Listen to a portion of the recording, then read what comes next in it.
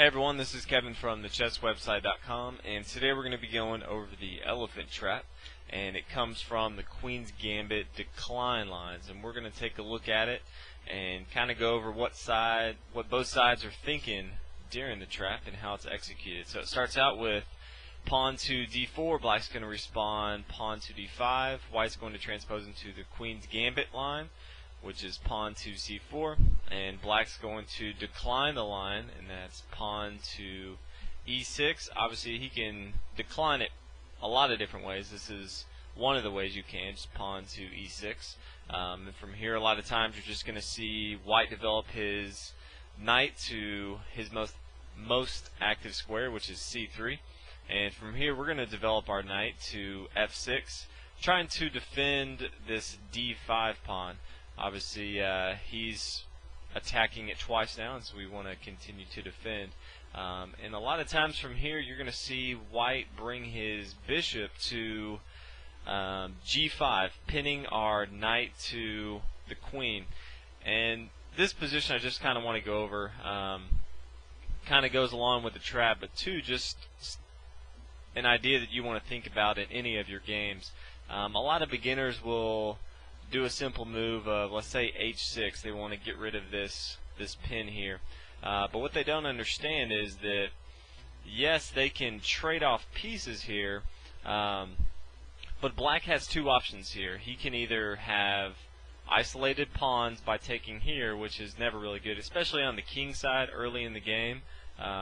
Most people are going to castle king side, so early on to double your pawns on the king side is kind of tough.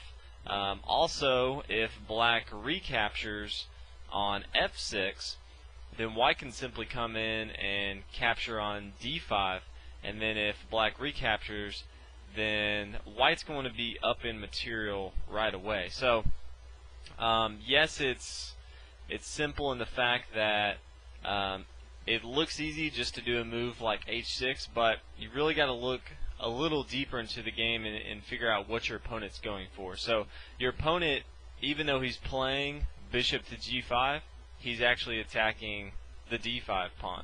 So from here, black has a lot of different options that you'll normally see. One of the most common is just taking the pawn on c4 and taking away his weakness on d5 here. Another one you'll see is just bishop to e7.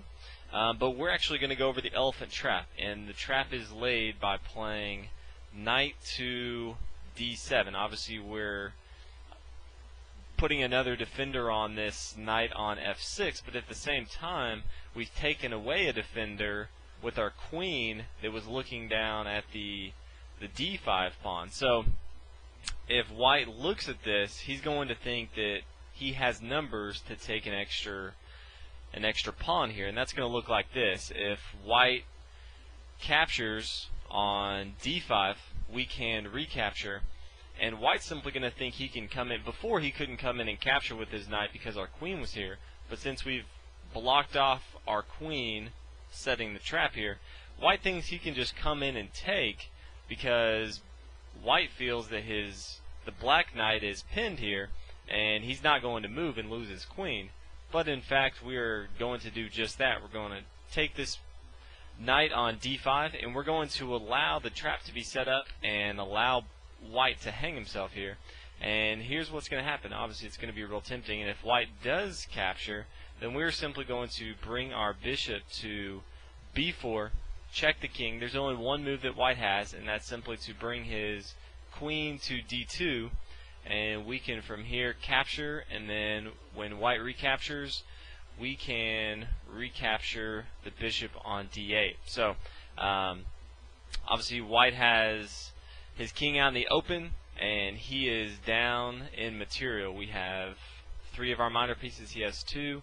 He has 1 more pawn than we do, but we have more active pieces, and our king is in a little safer position. So all in all, we are in much better position, and it's all because we set a little trap that white thought he could get an extra pawn at the beginning, when in fact he could not. So if you're playing the Queen's Gambit decline lines and you want to spring this trap on someone, it works brilliantly. So Try it out in your games. Let me know how it went. Hope you guys enjoyed this video.